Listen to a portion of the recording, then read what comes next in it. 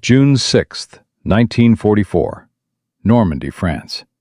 06:47 hours. Private Heinrich Müller raised his head exactly 3 inches above the concrete lip of his bunker. 3 inches was all he needed to spot the Canadian soldiers pinned behind the seawall 200 meters below. He had killed 11 of them already this morning. His MG-42 machine gun barrel glowed orange from sustained fire. Heinrich smiled. The Canadians were trapped.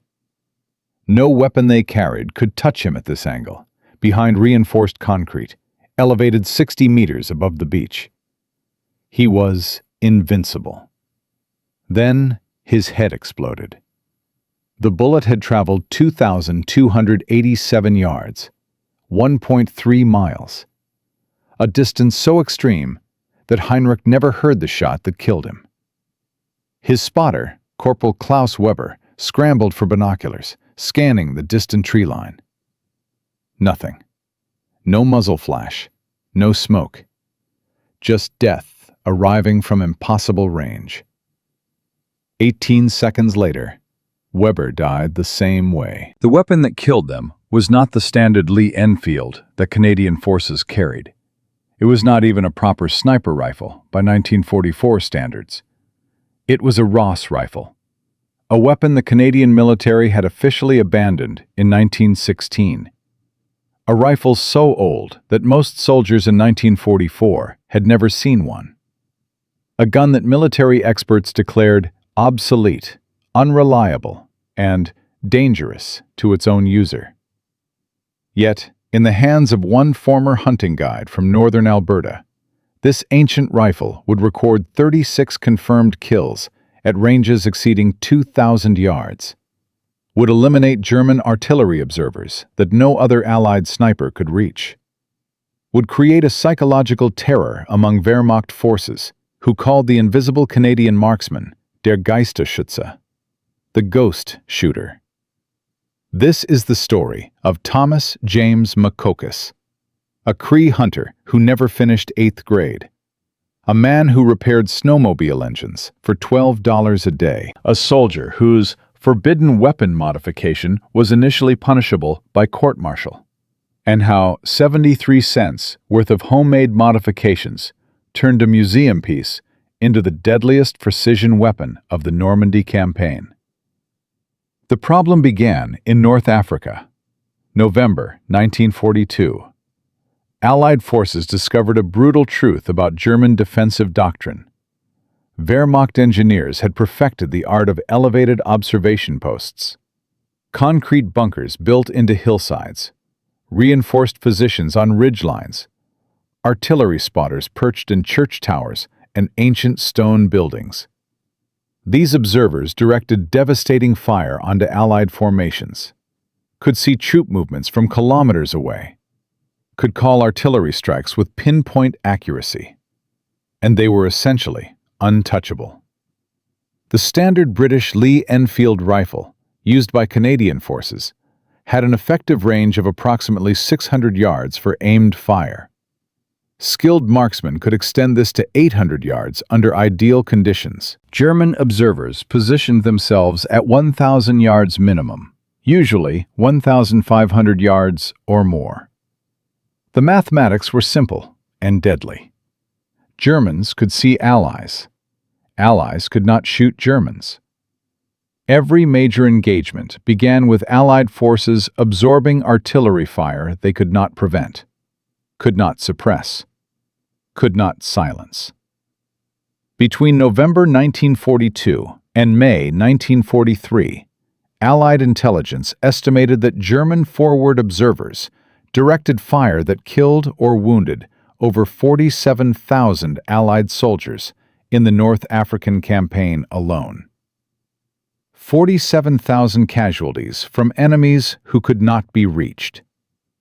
British and American commands scrambled for solutions, developed special sniper programs, imported American Springfield rifles with telescopic sights, trained dedicated counter-observer teams. Results were disappointing. The Springfield reached further than the Lee Enfield, but still fell short of German positioning doctrine. Counter-observer teams reported consistent failure, targets simply too distant. By early 1944, as Allied commanders planned the Normandy invasion, the observer problem had become critical.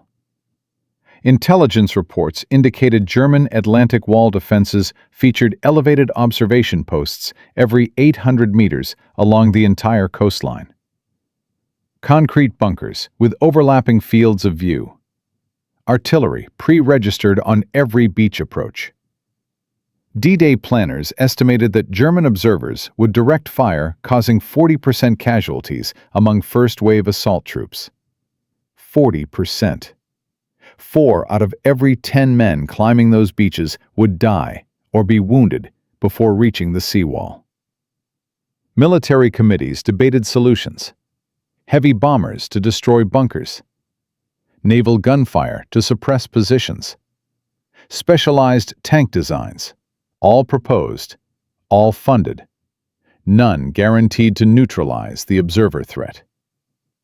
Meanwhile, in a replacement depot in southern England, a 34-year-old Cree man from Wabasca, Alberta, was cleaning his personal rifle, a rifle that was not supposed to exist. Thomas James Makokis had been hunting since age 7. His father, Joseph Makokis, was legendary among northern Alberta trappers for his ability to drop caribou at distances other hunters considered impossible. Joseph used a Ross rifle he had acquired from a returning World War I veteran in 1919. Paid $40 for it, a fortune for a trapper family during those years. The Ross was a straight-pull bolt-action rifle designed in Canada before the First World War. Beautiful engineering. Extremely accurate under clean conditions. But the Ross had a fatal flaw. Its bolt mechanism jammed catastrophically when exposed to mud, dirt, or rapid firing. Soldiers in the trenches of France discovered their rifles seizing up during combat. Discovered that improperly reassembled bolts could blow backward into the shooter's face. The Canadian military abandoned the Ross in 1916. Replaced it with a more reliable Lee Enfield. By 1920, Ross rifles were being sold as surplus for pennies on the dollar, considered dangerous relics. But Joseph Makokis was not fighting in trenches. He was hunting in the clean, cold air of northern Alberta.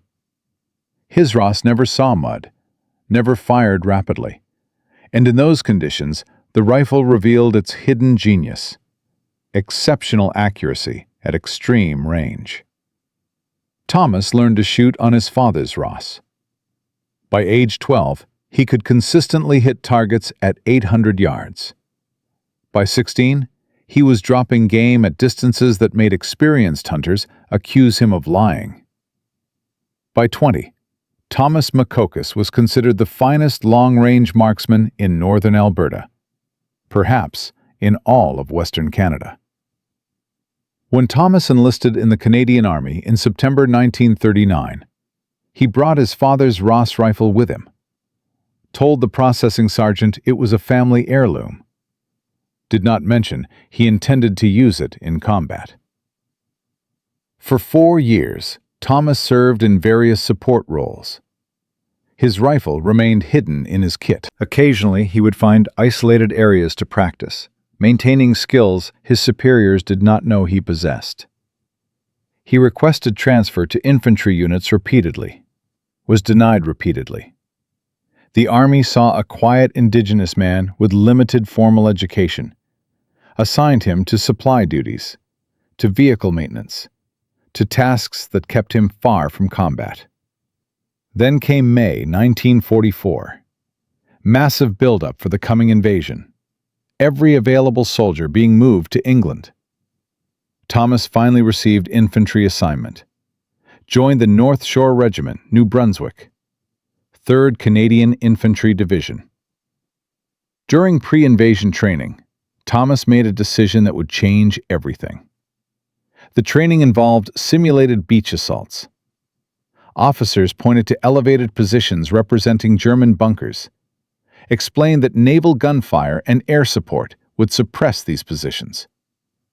Thomas knew better, had listened to veterans returning from North Africa, knew the observer problem remained unsolved. One evening, Thomas approached his platoon sergeant, a man named William Crawford, former bank clerk from Fredericton.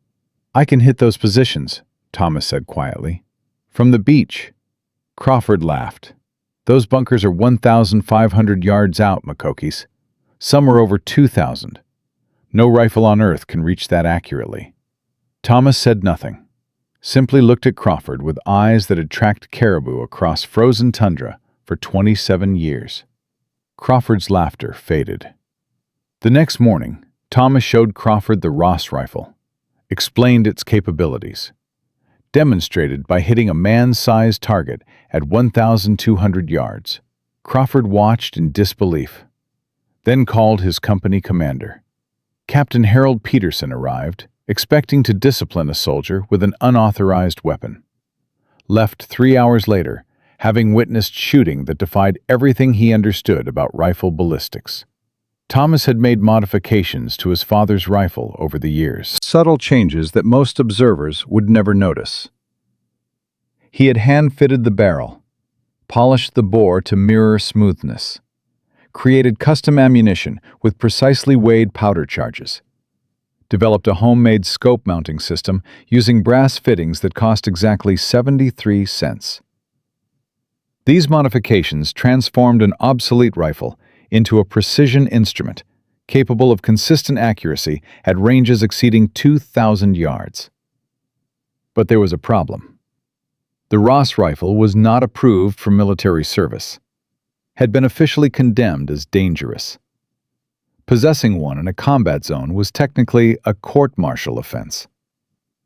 Captain Peterson faced an impossible choice: report Makokis and lose potentially the only solution to the observer problem, or authorize an illegal weapon and risk his own career. Peterson chose a third option. He contacted Major Jeffrey Harrison, Division Intelligence Officer, explained the situation. Harrison was skeptical, but agreed to witness a demonstration. June 1st, 1944, 5 days before D-Day. A remote training range in southern England. Thomas Makokis lay prone on wet grass. 50 yards behind him stood Major Harrison, Captain Peterson, and Sergeant Crawford.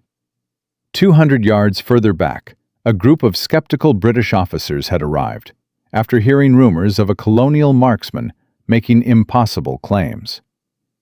Harrison had positioned targets at measured distances: 1,000 yards, 1,500 yards, 2,000 yards. And at the extreme end of the range, a single target at 2,500 yards, nearly 1.5 miles. Harrison spoke with barely concealed condescension. "Whenever you're ready, Private." Thomas did not respond. His breathing slowed. His body became perfectly still. The ancient Ross rifle settled into position like an extension of his skeleton. The first shot took 8 seconds to reach the 1,000-yard target. Center mass hit. The British officers murmured. Second shot, 1,500 yards, high chest. The murmuring stopped. Third shot, 2,000 yards. Flight time now stretching past 10 seconds. The bullet dropped over 60 feet during its trajectory, requiring Thomas to aim at empty sky above the target. Hit. Left shoulder. Still lethal. Silence from the observers. Fourth shot. 2,500 yards. A distance so extreme that the bullet would be in flight for nearly 15 seconds, would drop over 100 feet, would be affected by wind variations across nearly a mile of air. Thomas adjusted his aim, calculated in his mind using mathematics no school had taught him. Mathematics learned from 30 years of watching bullets fly across frozen wilderness. He squeezed the trigger. 15 seconds of absolute silence. Then a distant sound of impact.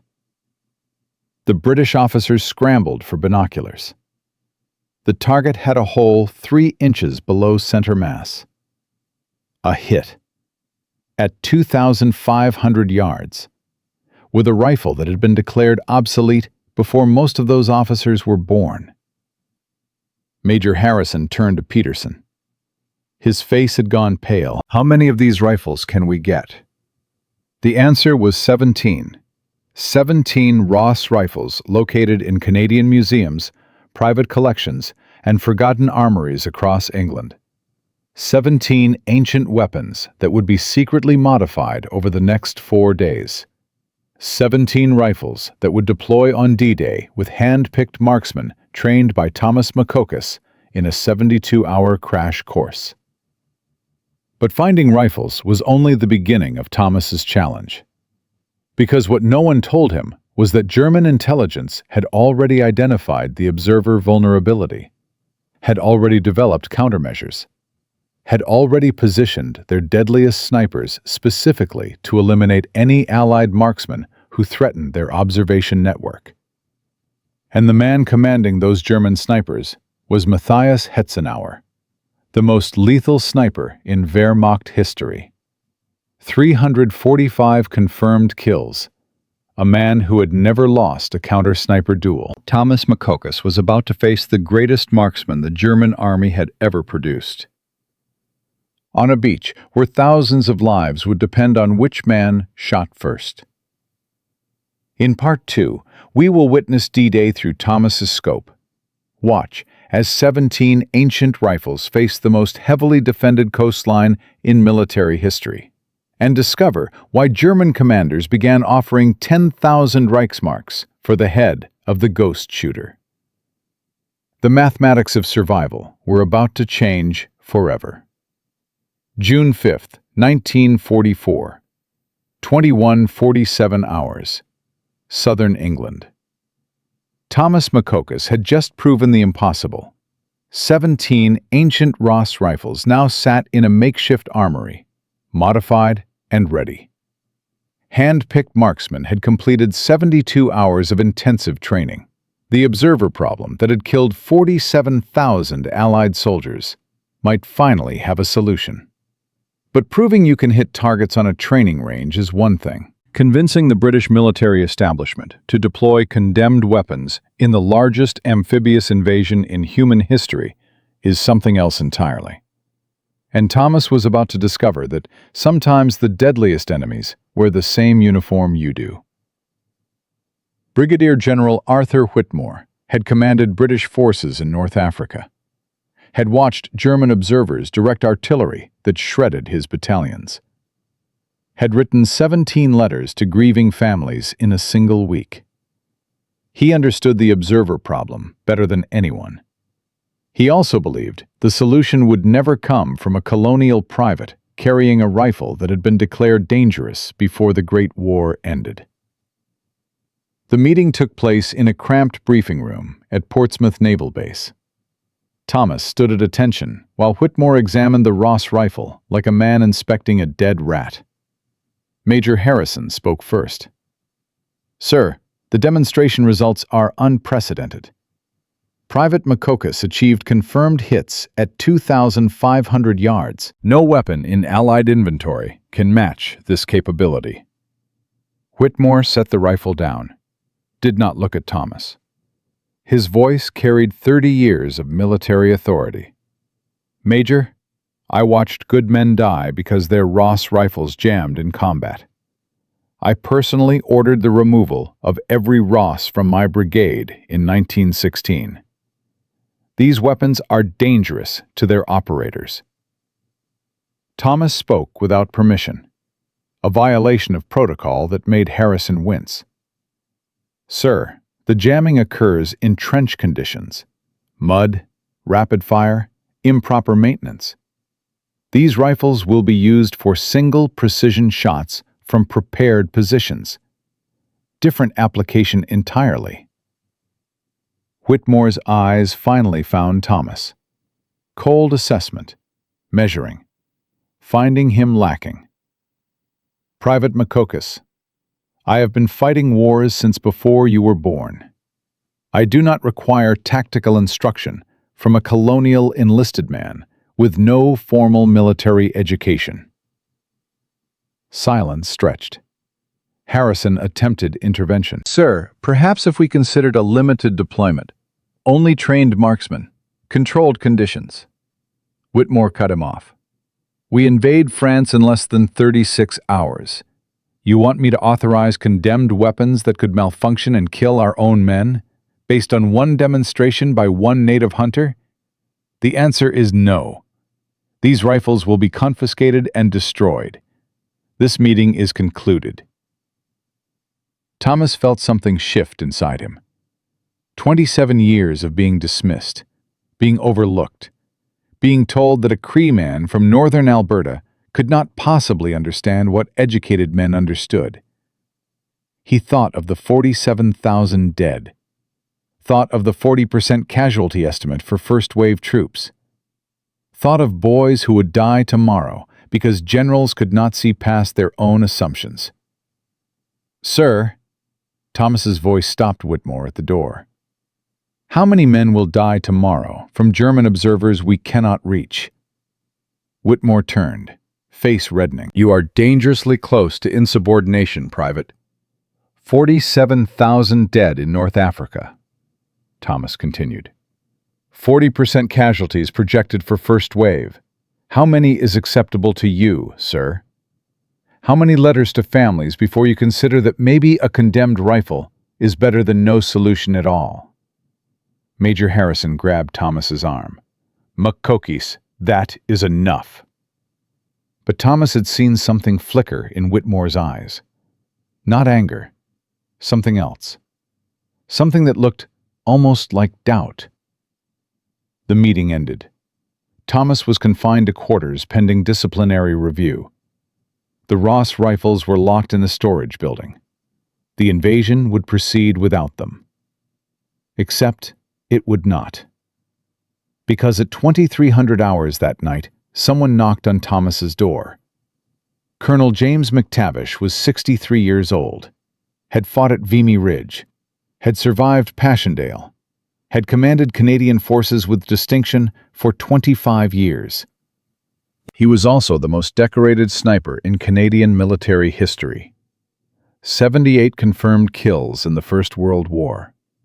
A living legend who had personally trained hundreds of marksmen. And he had heard rumors about a Cree hunter with an impossible rifle. McTavish entered without waiting for invitation. Examined Thomas with eyes that had watched men die across 3 decades of warfare. Then spoke 3 words that changed everything. Show me. They went to the storage building at midnight. McTavish had obtained keys through channels Thomas did not ask about. The old colonel handled the Ross rifle with reverence, with recognition, with the familiarity of a man reuniting with something he had loved long ago. I carried one of these at Vimy, McTavish said quietly. Best rifle I ever fired. Accurate as God's own judgment at distance. But they took them away because clerks and supply officers could not maintain them properly. Because men who never fired a shot decided the weapon was flawed. Thomas watched the colonel sight down the barrel, watched him check the modifications Thomas had made, these improvements. McTavish's voice held genuine admiration.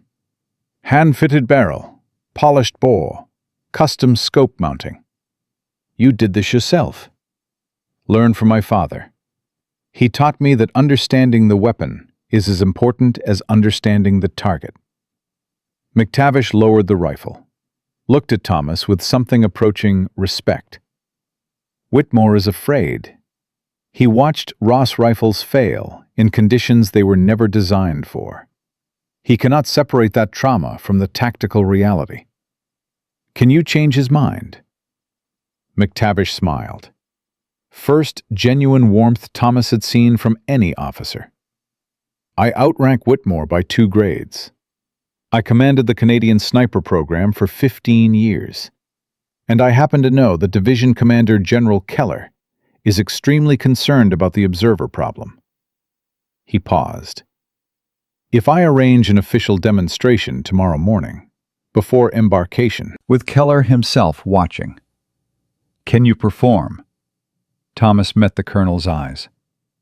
I have never missed a shot that mattered. McTavish nodded. Then get some sleep, Private. Tomorrow, you either change this war or end your military career. But Thomas did not sleep, could not sleep. Instead, he sat in darkness and prepared, checked every component of his rifle, calculated trajectories for every possible range, visualized the shots he would need to make, and thought about his father, about Joseph Makokis, who had taught him that a hunter who understood his weapon could accomplish what others considered impossible, about cold mornings on frozen lakes, about patience and precision, and the absolute focus required to drop a target at extreme range. Tomorrow. Everything depended on tomorrow. June 6th, 1944. 0430 hours. 3 hours before H hour. The demonstration site was a cliff overlooking the English Channel. In the distance, the largest armada in human history was assembling. Over 5,000 ships, 150,000 men, the machinery of liberation preparing to cross. General Keller stood with his staff. Whitmore was present, face tight with disapproval. McTavish had positioned himself slightly behind the general. 20 other officers had gathered. Word had spread despite attempts at secrecy. Thomas lay prone on wet grass, the Ross rifle extended before him like an accusation, like a promise, like the last hope of men who would die today if he failed. McTavish had arranged targets at 4 distances: 1,000 yards, 1,500 yards, 2,000 yards, and at the extreme limit, a single target at 2,700 yards. 1,500 meters, nearly a mile and a half, further than Thomas had ever shot before. General Keller spoke. His voice carried across the silent assembly. Private Makokis, I am told you can eliminate German observers at ranges our standard weapons cannot reach. I am also told your weapon has been condemned as dangerous and unreliable. You have 4 shots to convince me. Proceed. Thomas did not acknowledge the general, did not look at the assembled officers, did not think about the consequences of failure. He became the rifle, became the bullet, became a mathematical calculation stretched across impossible distance. First shot, 1,000 yards. Routine for Thomas. The rifle spoke. 8 seconds later, the distant target shattered. Officers murmured. Second shot, 1,500 yards. Thomas adjusted for the strengthening wind off the channel, compensated for the slight humidity affecting air density. The bullet flew for 11 seconds. Impact confirmed. Center mass. Third shot, 2,000 yards. Now Thomas was reaching the edge of documented rifle capability.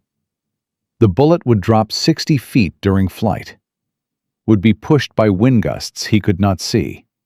Had to calculate, predict, trust mathematics and instinct combined. He squeezed, waited. 13 seconds of silence that felt like hours. The target fell. General Keller stepped forward, voice different now, respectful, curious. That final target, 2,700 yards. No rifle in any Allied army can hit accurately at that range. You are telling me this condemned weapon can accomplish what our finest sniper systems cannot? Thomas finally spoke. General, that target represents a German artillery observer in a concrete bunker. The observer who will direct fire onto your men in approximately 2 hours. The observer that no other weapon can reach. He settled back behind the rifle. This shot for everyone who will die today because someone decided this rifle was obsolete. The mathematics were extreme. Bullet drop exceeding 90 feet. Wind compensation for variations across nearly a mile of air. Temperature affecting powder burn rate. Humidity altering air resistance. 100 variables that had to be calculated, balanced, resolved into a single trigger squeeze. Thomas breathed, waited for heartbeat to slow, found the space between moments where everything became clear. He fired. The rifle kicked. The bullet flew.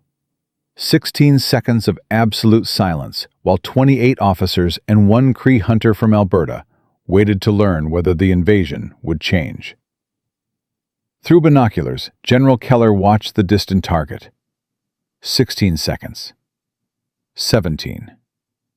Then the target exploded. Hit. Center mass. 2,700 yards. A shot that defied everything the British military establishment believed about rifle ballistics. General Keller lowered his binoculars, turned to face Whitmore. "Arthur, how many of these rifles do we have available?" Whitmore's face had gone pale. 17, sir. But the safety concerns." Keller cut him off. 17 rifles. Can we get them deployed before H hour? McTavish stepped forward. "Already arranged, sir. Marksmen are standing by. We can have teams embedded with first-wave assault forces within 90 minutes. Keller nodded. "Make it happen," then addressed Thomas directly. "Private Makokis, you are hereby assigned to Division Sniper Command. You will deploy with the first wave. Your mission is to eliminate German observers that threaten our landing forces." He paused. "And Private, when this is over, you and I are going to have a long conversation about how the Canadian military has been wasting your talents." The next 90 minutes were controlled chaos. 17 Ross rifles distributed to trained marksmen. Quick briefings on positions and priorities. Integration with assault wave commanders who looked at the ancient weapons with skepticism that Thomas recognized.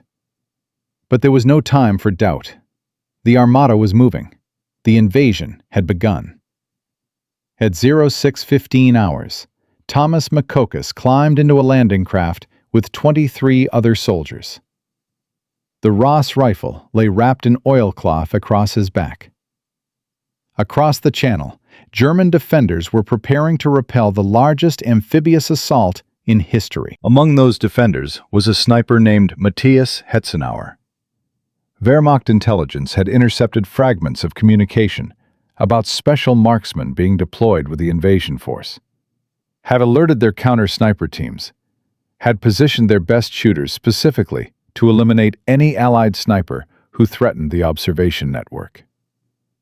Hetzenauer had 345 confirmed kills, had never lost a counter-sniper engagement, was considered by German command to be the finest marksman in the entire Wehrmacht. He was waiting on the bluffs above Juno Beach, waiting for the ghost shooter he did not yet know existed.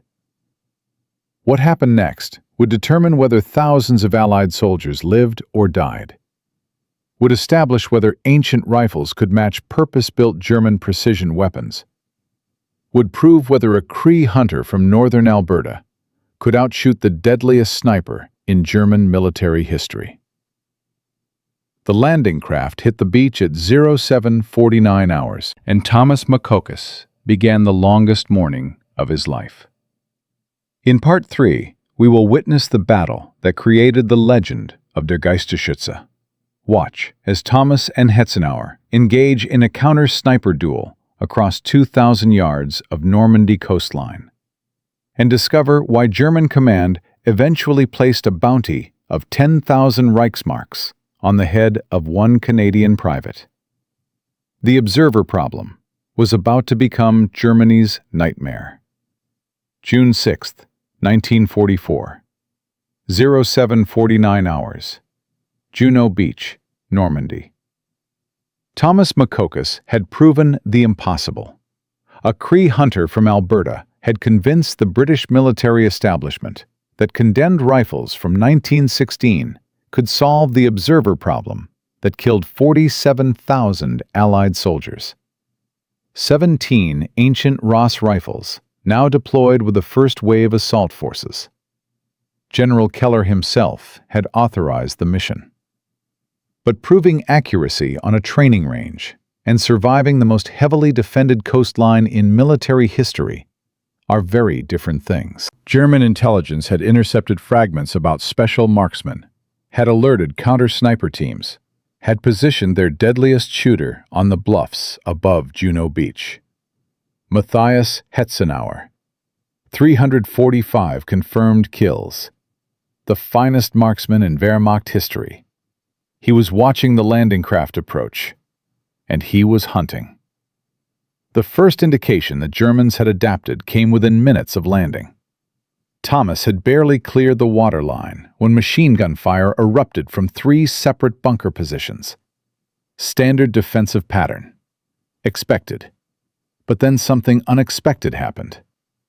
A bullet struck the sand 18 inches from Thomas's head. Then another. Then a third. Not random fire. Precision shots. Someone was targeting him specifically. Thomas rolled behind a destroyed landing craft, scanned the bluffs through his scope. Distance to the bunker line was approximately 800 yards, well within his range. But the shots had come from further back, much further. Hayes, radio operator assigned to Thomas's team. Voice tight with fear. Sniper, has to be at least 1,200 yards out, maybe more. How did he spot you so fast? Thomas understood immediately. The Germans knew. Someone had warned them about Allied marksmen carrying special rifles. Counter-sniper teams were already hunting. Over the next 30 minutes, Thomas learned exactly how prepared the Germans were. Wehrmacht Command had issued emergency orders the previous night. All forward observers were to relocate to secondary positions at minimum 1,500 yards from beach approaches. All counter-sniper teams were authorized to prioritize elimination of Allied marksmen over standard infantry targets. A bounty of 5,000 Reichsmarks was offered for any Allied sniper rifle captured intact. The observer problem had not been solved. It had been escalated. German artillery began falling with devastating accuracy. Shells walking across the beach in precise patterns.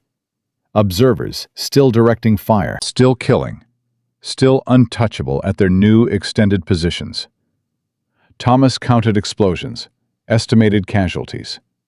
In the first hour alone, over 400 Canadian soldiers were killed or wounded on Juno Beach.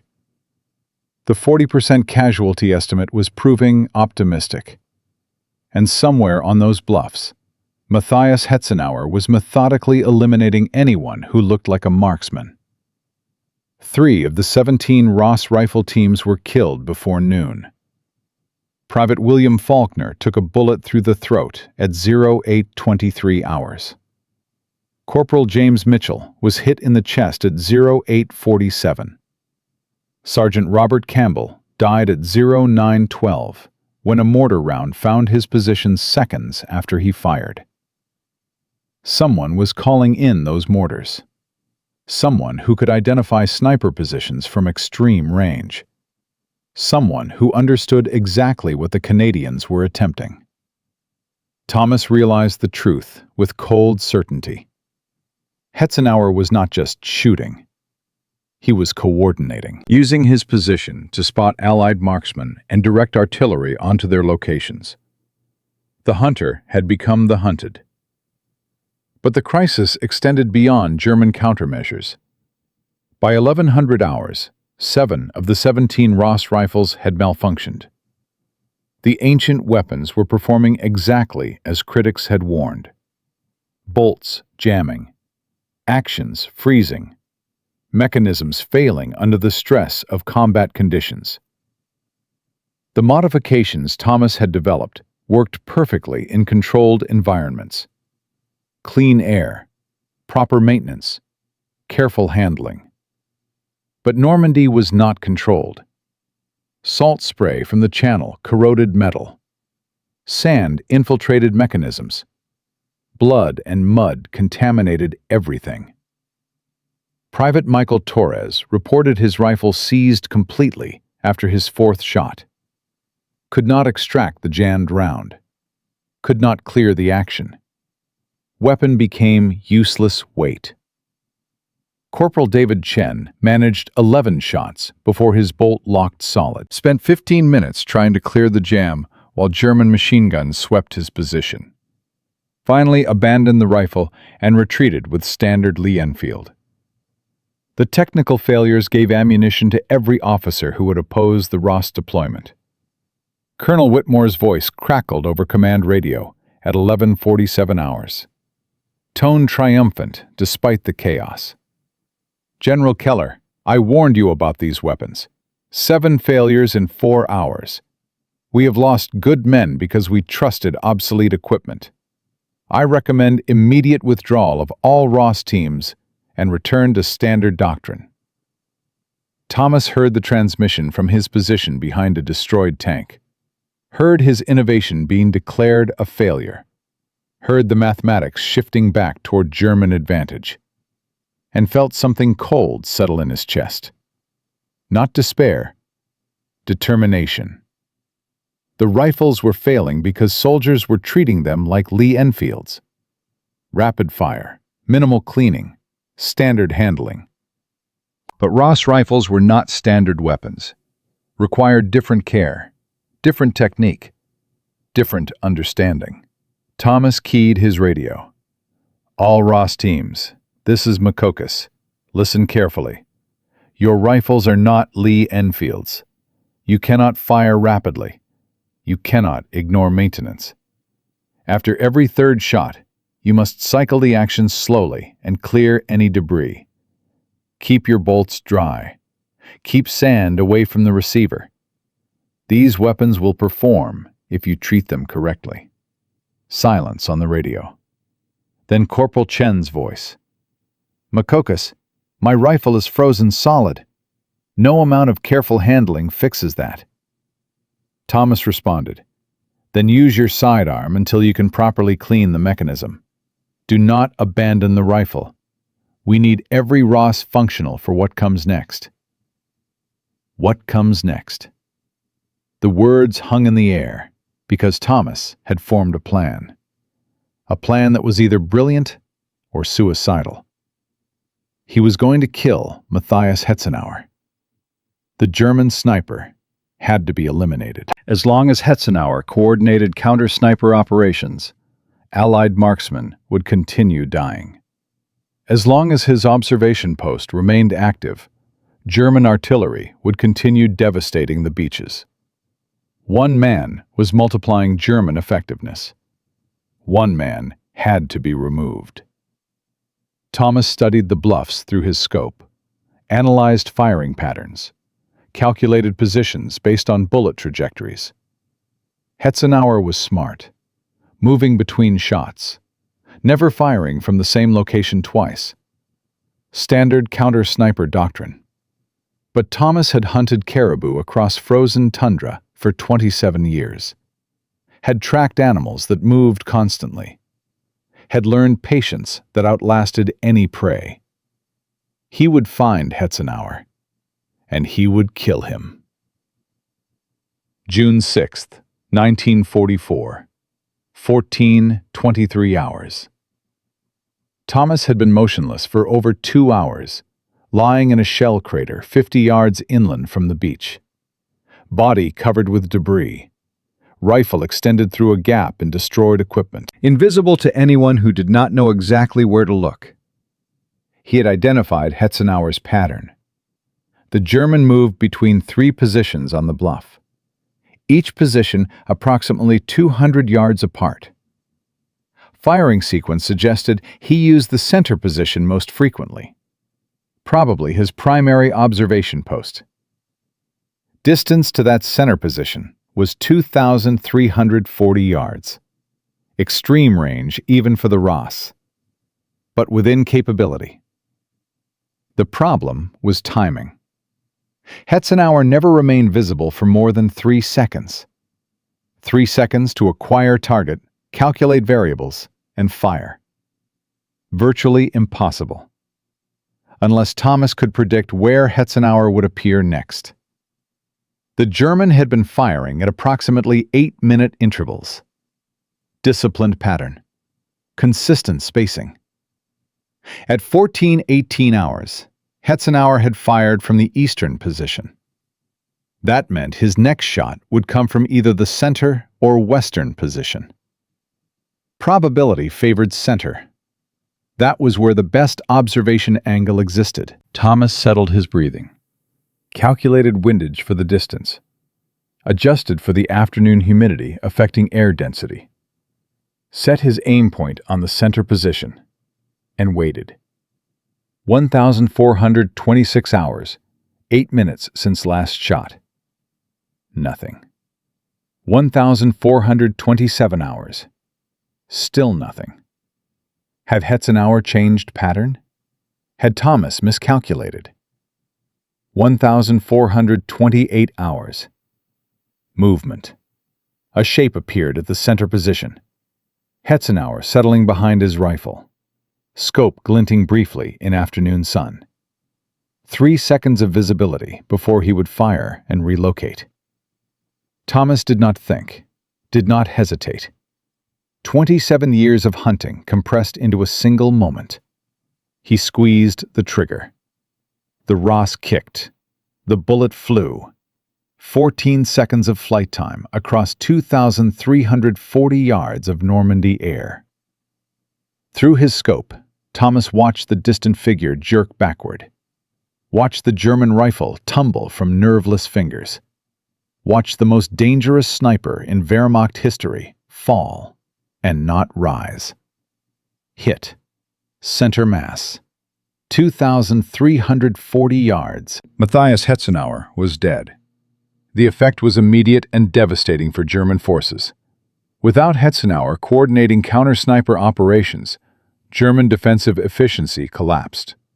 Artillery fire became scattered, unfocused. Observers could no longer communicate effectively with gun positions. The precision that had killed hundreds became random harassment. Within 90 minutes of Hetzenauer's death, Canadian forces advanced over 400 yards inland. 3 German bunker positions that had resisted all morning fell in rapid succession. The observer network that had seemed invincible began crumbling, and the remaining Ross rifle teams began hunting. Thomas had proven the weapons worked, had proven the technique was sound, had eliminated the greatest threat to their operations. The surviving marksman applied his instructions: careful maintenance, slow cycling, deliberate shots. By 1800 hours on June 6th, Canadian Ross teams had recorded 47 confirmed kills. 47 German observers, machine gunners, and officers eliminated at ranges exceeding 1,500 yards, ranges where no other Allied weapon could reach. German after-action reports captured weeks later revealed the psychological impact. Enemy marksmen are engaging our positions from distances we cannot estimate. Our counter-sniper teams are ineffective. Recommend immediate withdrawal of all forward observation posts to minimum 2,500 meters from front lines. One report noted specifically, "We have lost more observers in 6 hours than in the previous 6 months of Atlantic Wall duty." The observer problem was not just solved, it was reversed. Now Germans were the ones who could not see, could not direct fire, could not coordinate defense. Juno Beach was secured by nightfall. News of the Ross rifle success spread through Allied command within days. General Keller personally commended Thomas Makokis in a ceremony on June 9th, promoted him to corporal, recommended him for the military medal. The same officers who had dismissed his ideas 3 days earlier now requested his consultation on expanding the program. British and American forces began searching for additional Ross rifles, found 43 more in various collections across England. Canadian military historians located another 67 in museums and private hands across Canada. All were shipped to England for modification and deployment. By July 1944, over 120 Ross rifles operated across the Normandy front. Trained marksmen recorded confirmed kills at ranges that German commanders considered impossible. The psychological warfare value exceeded even the tactical impact.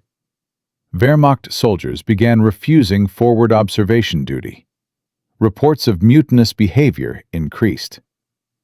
One captured German officer stated during interrogation that his men believed Canadians possessed some secret weapon that could kill from miles away. Ghost bullets fired by ghost soldiers. Der Geisterschütze, the ghost shooter. The nickname spread through German ranks, originally applied to Thomas specifically. It soon described all Canadian long-range marksmen. A supernatural explanation for tactical reality that German doctrine could not comprehend. German command responded by placing a bounty of 10,000 Reichsmarks on any ghost shooter killed or captured, an enormous sum that reflected their desperation. But the bounty only increased Canadian marksmen's legendary status among Allied forces. Statistical analysis conducted after the war estimated that Ross rifle teams prevented approximately 12,000 Allied casualties during the Normandy campaign. 12,000 men who went home to families because a Cree hunter from Alberta refused to accept that condemned weapons could not save lives. The observer problem that had killed 47,000 in North Africa was eliminated in Normandy. Not through Pentagon committees, not through official procurement channels, through one man who understood that ancient rifles could accomplish what modern bureaucracy could not.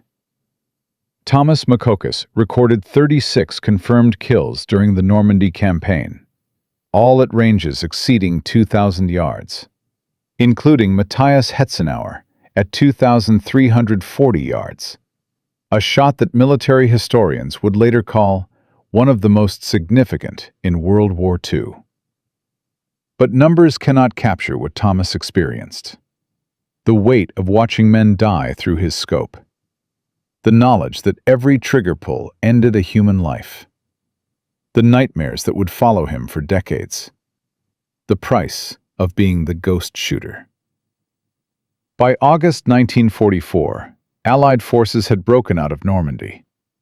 The German army was retreating across France. The war in Europe had turned decisively toward Allied victory. And Thomas Makokis had become a legend that official histories would struggle to contain. But what happened to the man behind the legend? What became of the Cree hunter who changed the war, with 73 cents of modifications and infinite patience? What price did he pay for becoming der Geisterschütze? The answer involves a secret that the Canadian military kept classified for over 40 years, a truth that Thomas himself never spoke about publicly. A final chapter that reveals the human cost of extraordinary achievement. Because being the ghost shooter was never just about the kills. It was about what those kills took from the man who made them. In Part 4, we will discover what happened to Thomas Makokis after the war. Learn why his name disappeared from official records for decades, and understand why the greatest sniper of the Normandy campaign spent his final years trying to forget everything he had accomplished. The legend was written in 1944. The truth would not emerge until 1987. And that truth will change everything you think you know about heroism. Thomas James McCocus, a Cree hunter from northern Alberta who never finished 8th grade. A man who repaired snowmobile engines for $12 a day. A soldier whose 73 cents of homemade modifications transformed condemned rifles into the deadliest precision weapons of the Normandy campaign. 36 confirmed kills at ranges exceeding 2,000 yards. Matthias Hetzenauer, eliminated at 2,340 yards. An estimated 12,000 Allied casualties prevented. The ghost shooter, who terrorized Wehrmacht forces until they placed a 10,000 Reichsmark bounty on his head. But what happened to the man behind the legend?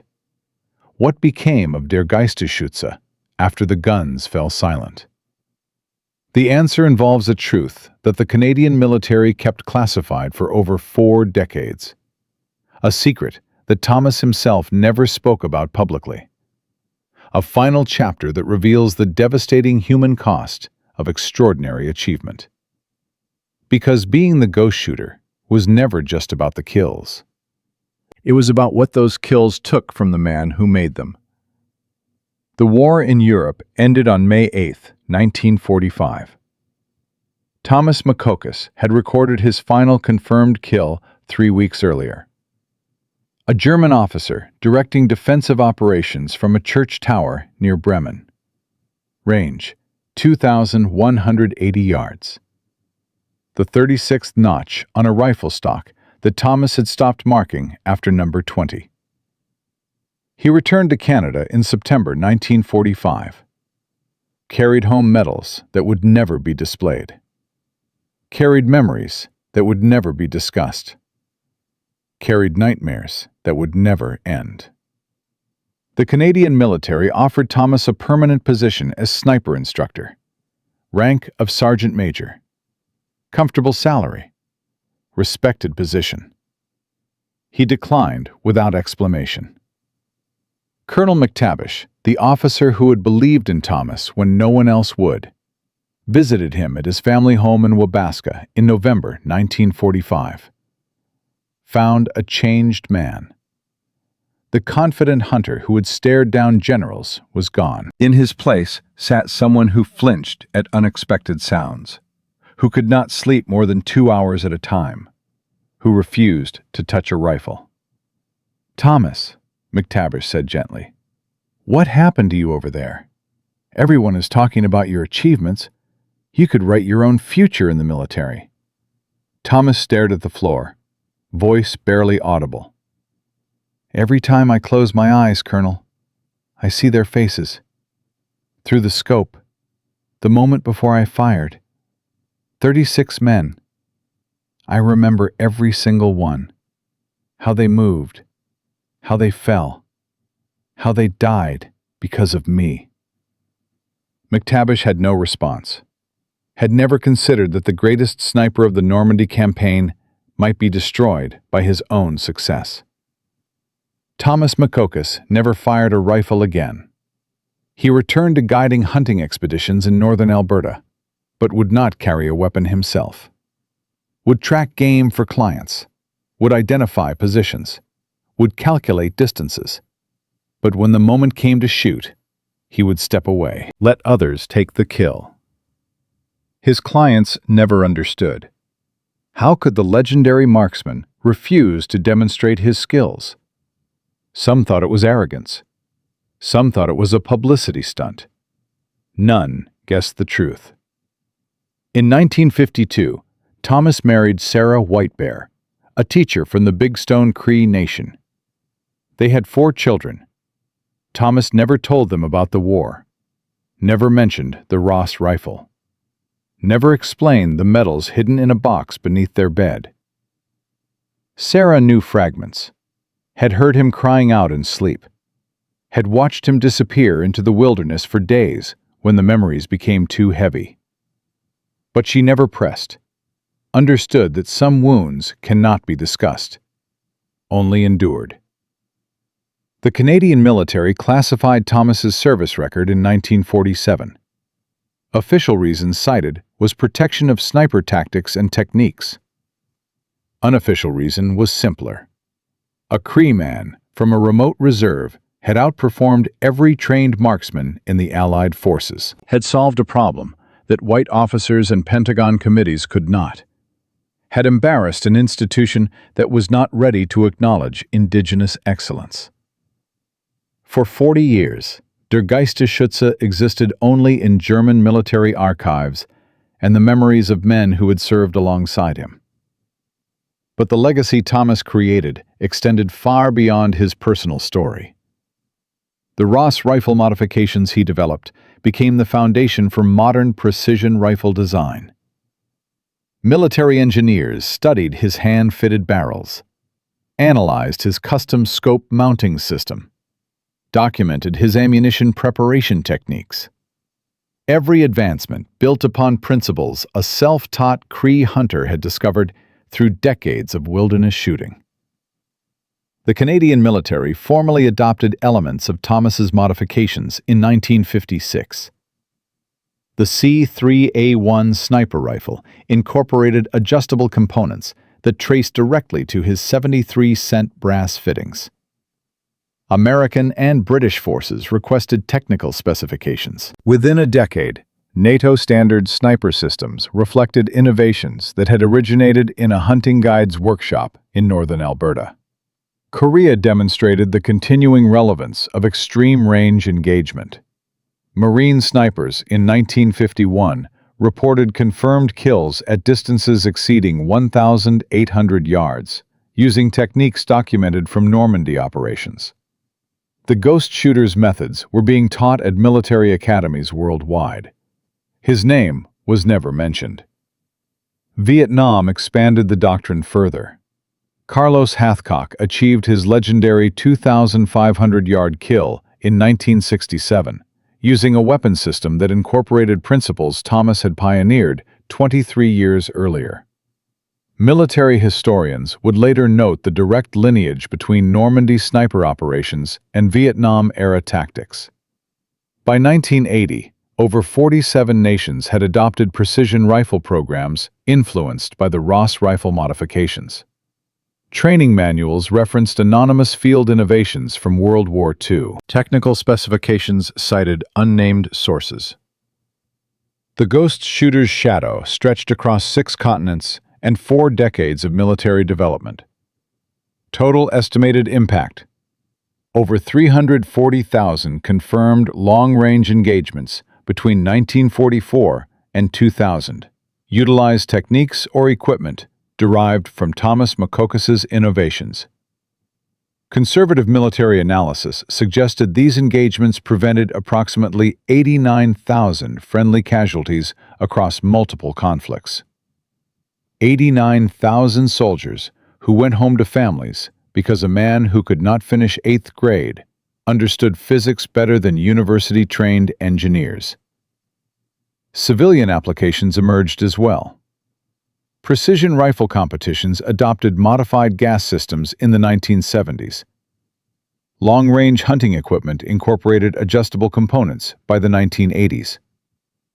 The modern precision rifle industry, now worth over $4 billion annually, traces fundamental design principles to modifications that cost 73 cents in 1944. But the legacy that mattered most was not technical, it was philosophical. Thomas Makokas proved that innovation could come from anywhere, that expertise was not determined by education or background or social status, that a Cree hunter from a remote reserve could solve problems that defeated the combined intellectual resources of Allied military command. This lesson has been repeated throughout military history. The soldiers who welded 3 magazines together in Vietnam, the mechanics who modified tank engines in Desert Storm, the communications specialists who improvised networking solutions in Afghanistan. Every generation produces individuals who see solutions that institutions cannot imagine. The pattern is remarkably consistent. First, a problem emerges that official channels cannot solve. Second, someone from an unexpected background proposes an unconventional solution.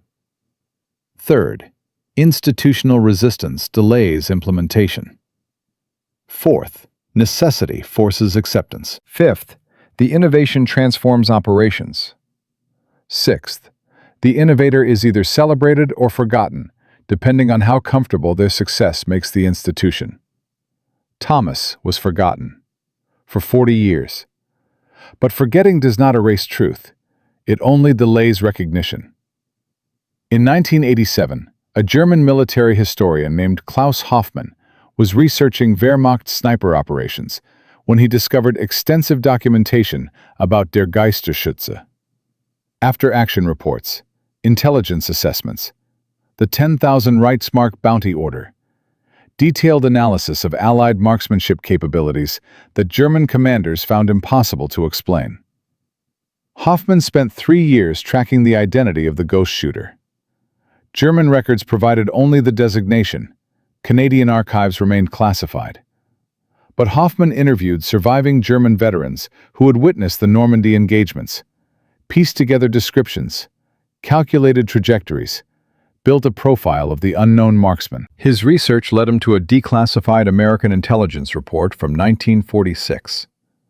A single paragraph mentioned Ross rifle modifications developed by a Canadian Indigenous soldier. The paragraph referenced Thomas Makokis by name. Hoffmann contacted Canadian military authorities, requested access to classified files, was initially refused. Then, Canadian veterans who had served with Thomas learned about the inquiry, began pressuring for declassification, wrote letters, made phone calls, refused to let their comrade remain erased. In 1991, the Canadian military finally declassified Thomas Makokis' service record. 46 years after the war ended. 46 years of institutional silence, broken by a German historian and the persistence of men who remembered. Thomas was still alive, 79 years old, living in a small house on the Big Stone Cree Nation Reserve. Sarah had passed in 1988. His children had families of their own. He spent most days sitting on his porch, watching the wilderness he had hunted as a young man. Colonel McTavish had died in 1973. Never saw his faith in Thomas vindicated. But McTavish's daughter traveled to Wabasca with the declassification documents, showed Thomas the official recognition that had taken nearly half a century to arrive.